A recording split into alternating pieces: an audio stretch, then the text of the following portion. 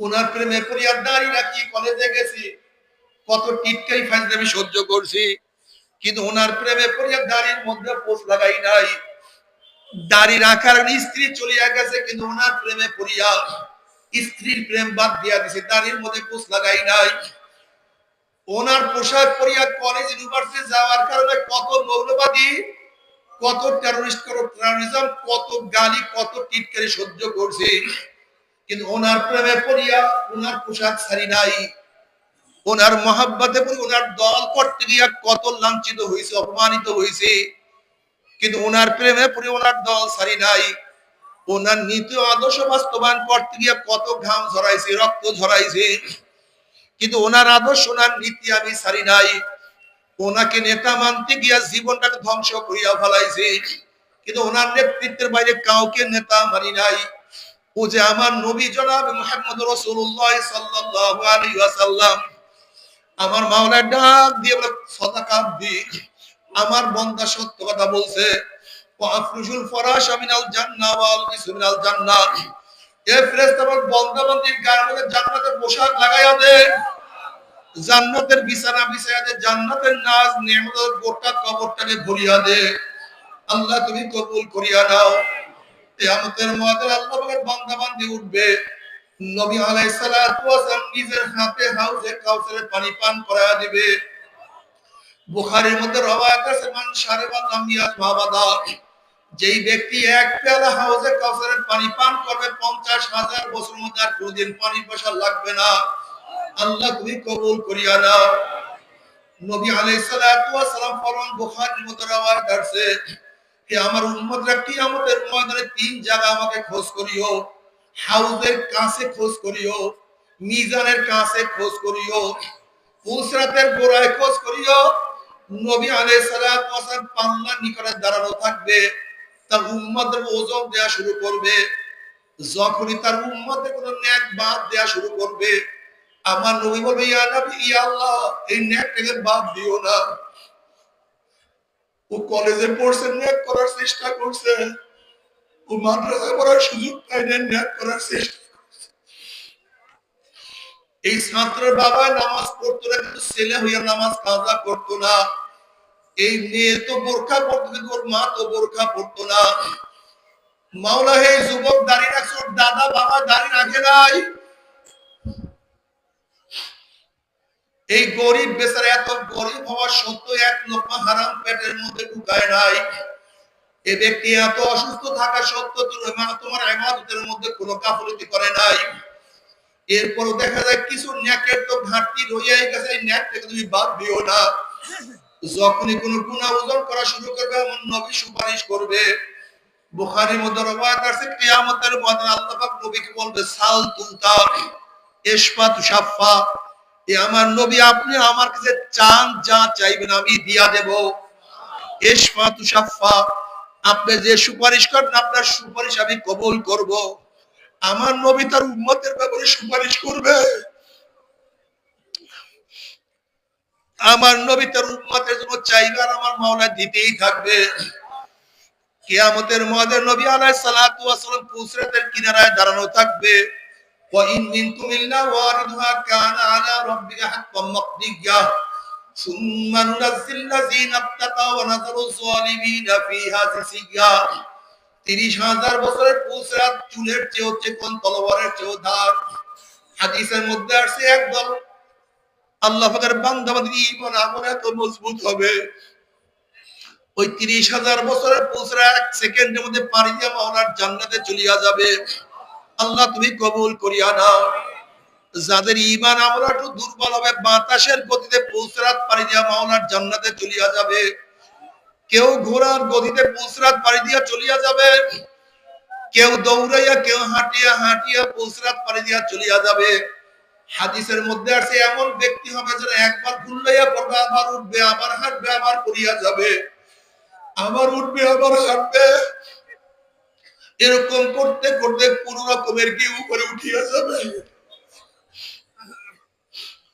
আল্লাহ যে কোনো একজনের মধ্যে কবুল করিয়া নাও। তারা জান্নাতে চলিয়া যাবে। জান্নাতে যাওয়ার পরে মাওলার তরফ থেকে সালামুন কাওলাম মির রাব্বির রহিম, শুধু শান্তি আর শান্তি। অশান্তি কি জিনিস আর কোনোদিন দেখা লাগবে না। কিন্তু আমার বেনামাজি বাবারাও, হারাম করে দলেরা, ও সুদখোর ঘুষখোর বাবারা, ও আমার ও সুদ ডাকাতের দলেরা, ও আমার দাড়ি খাবেন না বাবারা, আমার বের রাগ করিও না। তুমি তোমার কবরে রওনা করছো, আমি আমার কবরে রওনা করছি। কি নিয়ে রওনা করছো? হাসিবু ক্বাবলা আন তুহাসাবু। তোমার কাছে হিসাব নেওয়ার আগে তুমি তোমাকে হিসাব নাও। চোখের কাছে প্রশ্ন, চোখ তুই কি নেকের কাজ বেশি করছো না গুনার কাজ বেশি করছো?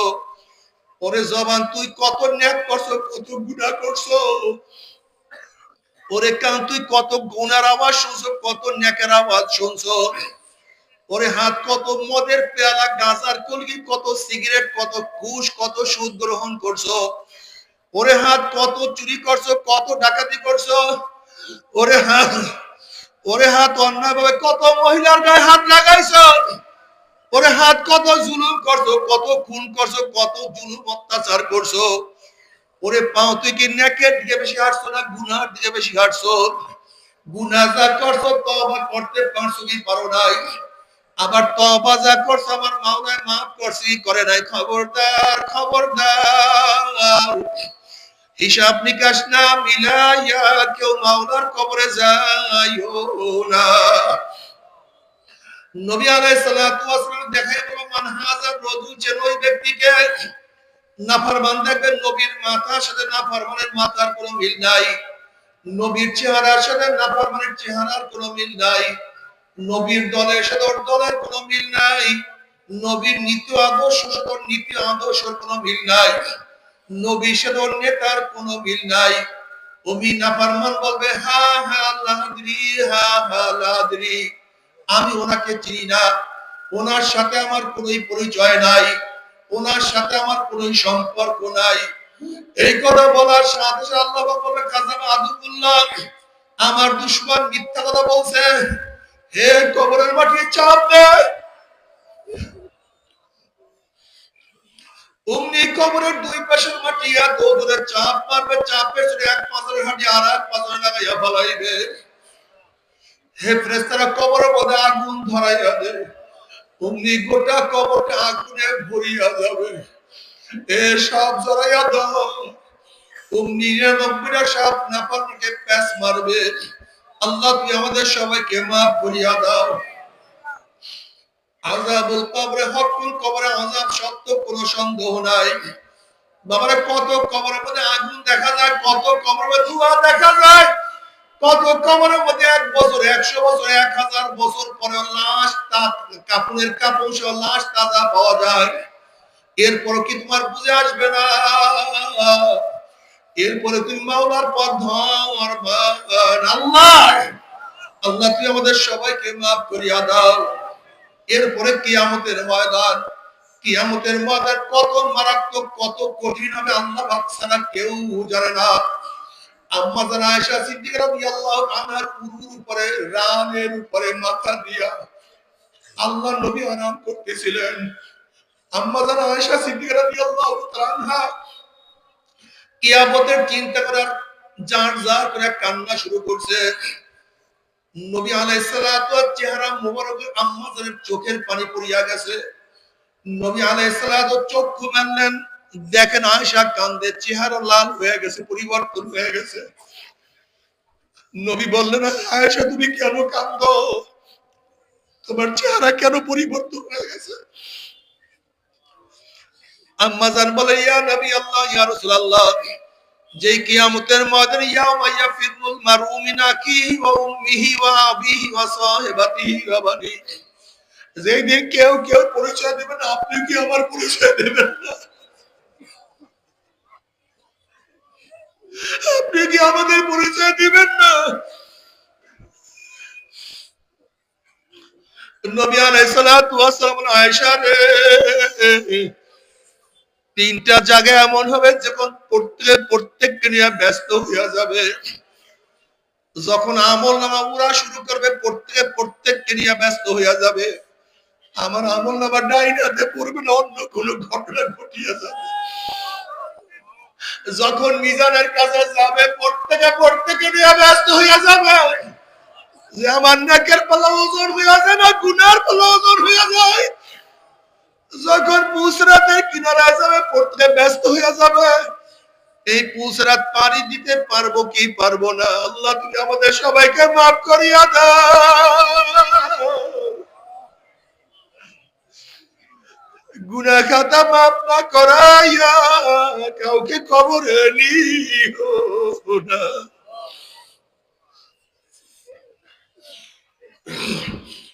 আমার জ্ঞানী বাবারা, তুমি কেন খেয়াল করো না? বুখারীর মধ্যে রওয়ায়াত আছে, ইয়াকুলু ইব্রাহিম খলিলুল্লাহ নাফসি নাফসি, মুসা কালিমুল্লাহ নাফসি নাফসি, ঈসা রূহুল্লাহ নাফসি নাফসি।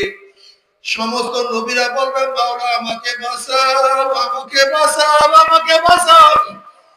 এই মুহূর্তে জনাব মুহাম্মদ রাসূলুল্লাহ সাল্লাল্লাহু আলাইহি ওয়াসাল্লাম সিজদায় পড়ে বলে, মাওলা তোমার ইজ্জত ও জালালের কসম খেয়ে বলতে আছি, আজকে ওই জাহান্নামের একটা উম্মতকে খেয়ে ফেলা, আমি কিন্তু তোমার হাবিব জান্নাতের মধ্যে ঢুকবো না। ও কপাল পোড়ার দলেরা, যে আল্লাহর হাবিব কঠিন মুহূর্তে তোমাকে আমাকে ভুলবে না, সে আল্লাহর হাবিবের দাড়ির মধ্যে কেমনে পোছলা গাও, একটু কি করে ব্যথা লাগে না? ও আমার বাবা, কিয়ামতের মাঠে আল্লাহর হাবিবের সামনে উঠবো, তার চেহারায় দাঁড়িয়ে আমার চেহারায় দাঁড়িয়ে নাই, তখন কি লজ্জা লাগবে না? নবী আলাইহিস সালাতু ওয়াস সালাম যখন দেখবে আমার উম্মতের চেহারায় দাঁড়িয়ে নাই, আমার নবীর কলিজায় কি ব্যথা লাগবে না? না, আমি নবীর কলিজায় ব্যথা দিতে পারি না, না কিয়ামতের মাঠে আমার লজ্জার মাথা নত করতে পারবো না। আমি ওয়াদা করলাম, মন আজকে থেকে দাড়ির মধ্যে আর পোষ মারবো না ইনশাআল্লাহ। কে কে নিয়ত নারা তাকবীর, নারা তাকবীর। আল্লাহ তুমি কবুল করিয়া নাও। এ আমার যুবক বাবারা, কিছু না, আসলে বাবা কিছু না। তুমি কি দেখো না ছোটবেলার কত সাথীরা মরিয়া গেছে, আজকে তাদের কথাও মনে নাই? তুমি কি দেখো না বাবাকে দাফন করার পরে বাবার কথাও মনে নাই? তুমি কি দেখো না মাকে দাফন করার পরে মাকে মরিয়া গেছে?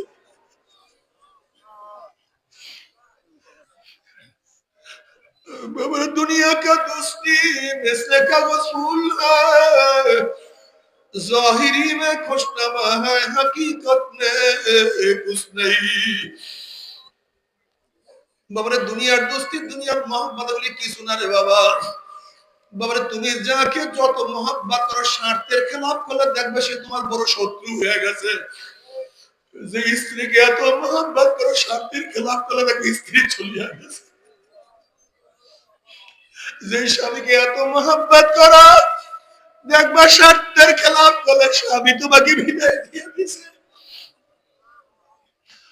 অথচ আমার মাওলার সাথে এত বেয়াদবি করলাম, আমার মাওলার সাথে এত নাফরমানি করলাম, এরপর আমার মাওলা ডাক দিল, কুলিয়া ইবাদি আল্লাযীনা আসরাফু আলা আনফুসিহিম লা তাকনাতু মির রাহমাতিল্লাহ ইন্নাল্লাহা ইয়াগফিরু যুনুবা জামিআ। আয় বান্দা, আয় বান্দা, আমাকে বলিস না, আমাকে ছাড়িয়া যাবি না।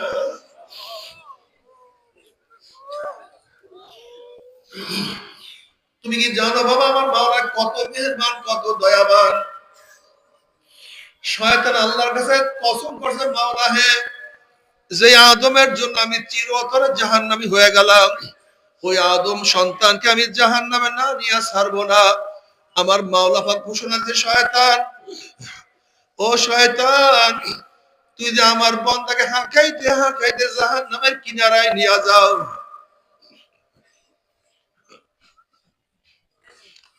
আমার বান্দাকে হাঁকাইতে হাঁকাইতে জাহান্নামের কিনারায় নিয়ে যাও। আর ওই জাহান্নামের কিনারার থেকে তোমার বান্দা ডাক দেয়, আল্লাহ ওখান থেকে ডাক দে মাওলা আমাকে ধরো। বান্দা ডাক দিতে দেরি, এক সেকেন্ড ধরতে দেরি করবো না। জাহান্নামের কিনারে থেকে যদি মাওলাকে ডাক দে মাওলা ধরো, আমার মাওলা টান দিয়া জান্নাতে নিয়ে যাবে। সেই দয়ার মাওলাকে রাগিয়া কার কাছে যাও, সেই মেহেরবান মাওলাকে কিভাবে ভুলিয়া যাও।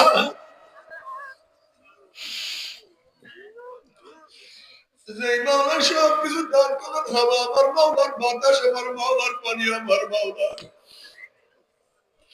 চক্ষু আমার মাওলার, জবান আমার মাওলার, হাত আমার মাওলার, নাস আমার মাওলার। ওয়াইন তাউদ্দু নি'মাতাল্লাহি লা তুহসুহা।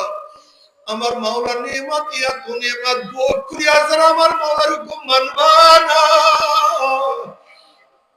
আমার মাওলা ও ছাড়বে না। আল্লাহ বাবারা, আসলে আমার কলম তত পাথরের শক্ত হয়ে গেছে। নবী মুসা আলাইহিস সালাতু ওয়াস সালাম একদিন এক জায়গা থেকে যান, দেখেন একটা পাথর কান্দে।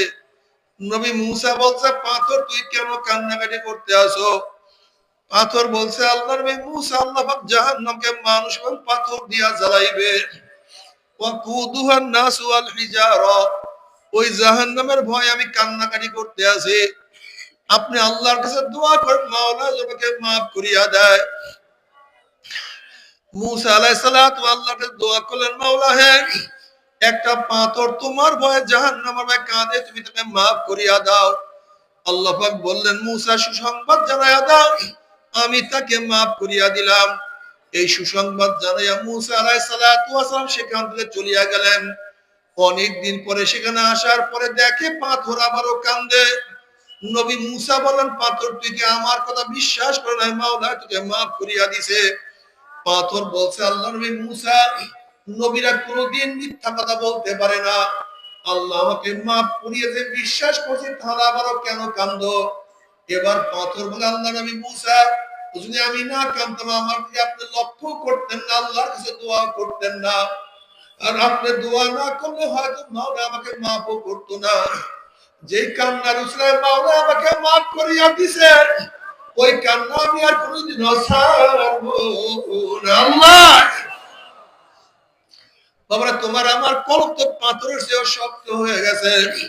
আল্লাহ পাক কালামে পাকের মধ্যে ফরমান, সুম্মা কাসাত কুলুবুকুম মিন বাদি যালিকা ফাহিয়া কাল হিজারাতি ওয়া আশাদ্দু কাসওয়া ওয়া ইন্না মিনাল হিজারাতি লামা ইয়াতাফাজ্জারু মিনহুল আনহার ওয়া ইন্না মিনহা লামা ইয়াশাক্কাকু ফায়াখরুজু মিনহুল মা ওয়া ইন্না মিনহা লামা ইয়াহবিতু মিন খাশিয়াতিল্লাহ ওয়া মাল্লাহু বিগাফিলিন আম্মা তা'মালুন। একদল মানুষের কলব পাথরের চেয়ে শক্ত হয়ে গেছে। এরপর আল্লাহ পাক তিন ধরনের পাথরের কথা বয়ান করেন।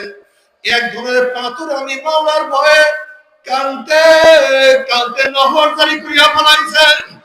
আর এক ধরনের পাথর আমি মাওলার ভয়ে টাস টাস ফাটিয়া গেছে, এরপরে পানি বহয়া দিতে আছে। আর এক ধরনের পাথর আমি মাওলার ভয়ে গড়াইয়া গড়াইয়া পড়িয়া যাইতে আছে। ও মানুষ মাথা পাথরের দলের, মাওলার ভয়ে তোমাদের কলব নরম হবে না। জানি আমার ভয়ে তোমাদের কলব নরম হবে না। এই শক্ত কলবকে নরম করার জন্য আমার মাওলা জাহান্নামের মধ্যে আগুনের বড় বড় হাতুড়ি তৈরি করিয়া ফেলাইছে। ওই জাহান্নামের হাতুড়ি দিয়ে টাকাইয়া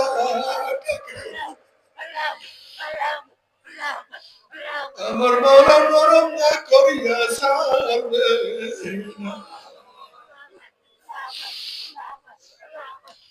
বলে, তুমি কি জানো চোখের পানির কত দাম? বাবার কিয়ামতের মধ্যে আমাকে এক ব্যক্তিকে জাহান্নামের ফয়সালা দিয়া দিবে। অমনি চোখের পশম বলবেন, মাওলা তোমার নবী সত্য বলছে না মিথ্যা বলছে?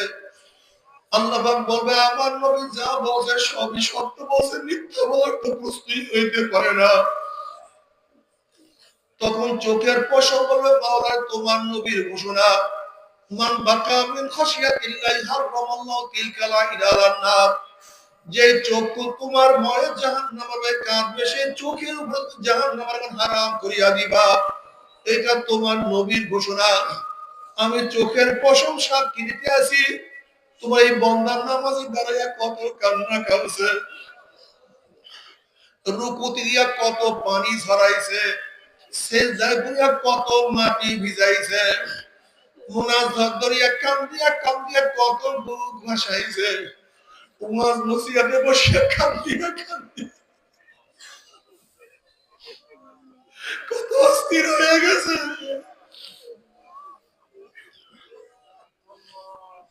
এরপরে তুমি তাকে কিভাবে জাহান্নামের ফয়সালা দিলা?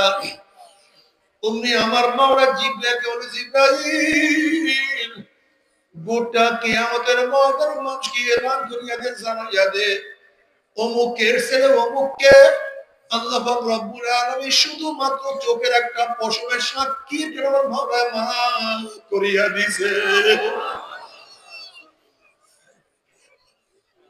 মাওলা দুনিয়াতে কান্দাইয়া নিও, কবরে কান্দাইও না। দুনিয়াতে কান্দাইয়া নিও, কিয়ামতে কান্দাইও না। নবী আলাইহিস সালাতু ওয়াস সালাম আল্লাহর কাছে দোয়া করেন আল্লাহুম্মা রযুকনি আইনাইন তাবকিয়ান মিন খাশিয়াতিকা ক্বাবলা আন ইয়াকুনা দামু দামান। মাওলা হে তুমি আমাকে এমন দুইটা চক্ষু দান করো যে চক্ষু তোমার ভয়ে সব সময় কাঁদতে থাকবে। ওই দিন কান্নার আগে যেদিন চোখের পানি শেষ হওয়ার পর রক্ত বাহির হওয়া শুরু হয়ে যাবে, কিয়ামতের ময়দানে নাফরমান কাঁদতে কাঁদতে কাঁদতে কাঁদতে চোখের পানি শেষ হয়ে যাবে। এরপরে চোখের যে রক্ত বাহির হওয়া শুরু হবে, ওই চোখের পানির রক্ত পড়তে পড়তে গালের গোশত চামড়া পচিয়া ছারখার হয়ে যাবে। লক্ষ লক্ষ কোটি কোটি কোটি কোটি ফোঁটা পানি চোখের বের হবে, কোনো লাভ হবে না, কোনো উপকার হবে না। অথচ আজকে দুনিয়ার মধ্যে আল্লাহর ভয়ে কান্দা, যদি এক ফোঁটা চোখের পানি মাওলা কবুল করে আর কান্না লাগবে না। আল্লাহ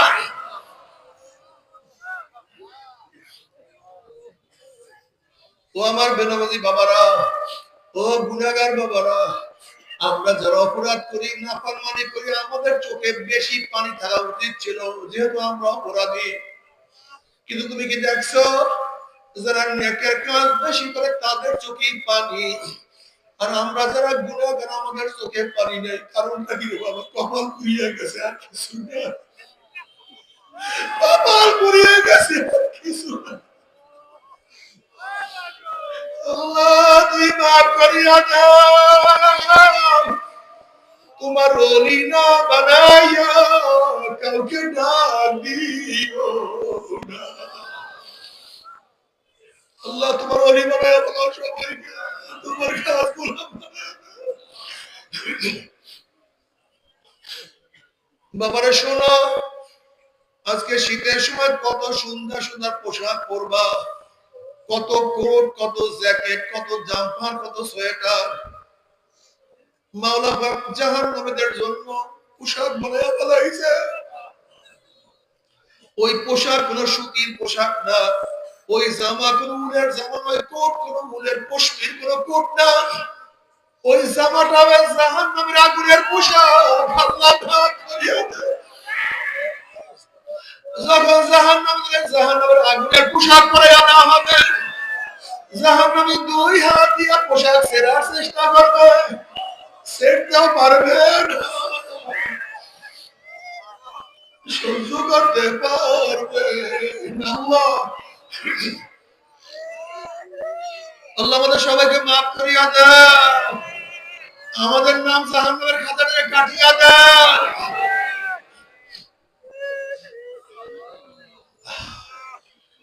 তবে মুমিন মুসলমান বলতে সবাই মনে চায় গুনাহ থেকে ফিরিয়া না কামাল করিয়া মাওলার জান্নাতে সবাইরই যাইতে মনে চায়। গুনাহ নিয়ে মাওলার জাহান্নামে কাউরি কিন্তু যাইতে মনে চায়, কোনো মুমিনের যাইতে মনে চায় না। কিন্তু কেনই বা আমরা নেক আমল করতে পারি না, কেনই বা গুনার কাম ছাড়তে পারি না? এর মূল কারণ আপনার আমার পিছনে নফস এবং শয়তান লাগিয়া রয়েছে।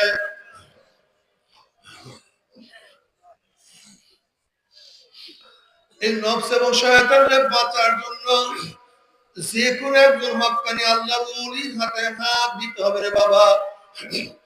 খবরদার, বর্তমান জমানায় পীর মুরিদের নামে ভেজাল, ব্যবসা, দলাদলি, হিংসা, হাসাদে পরিণত হয়ে গেছে।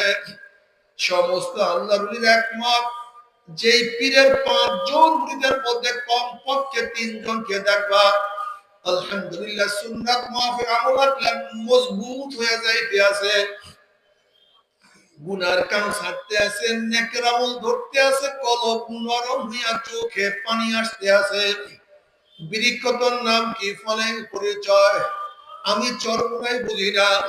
চরমনায় দাওয়াত, প্রশংসা, প্রচার প্রসার করার জন্য আসিনি রে বাবা। চরমনায় যাওয়ার তোমার কোনো দরকার নাই, কোনো দরকার নাই, কোনো দরকার নাই। তুমি যার কাছে গিয়া পারো গুনার কাম ছাড়ো, নেকের আমল ধরো, কলব নরম করিয়া চোখে পানি নিয়া মাওলার কবরে যাইও।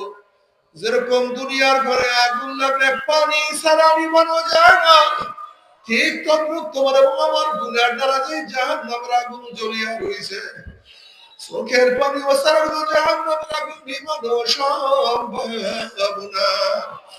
কাজেই আমার জন্য দোয়া চাই, আমিও দোয়া করি। সবাই সবার জন্য প্রাণ খুলিয়া দোয়া করো, যেন কিয়ামতের ময়দানে গলাগলি বাঁধিয়া মনে একসাথে জান্নাতে যাওয়ার তৌফিক দিয়া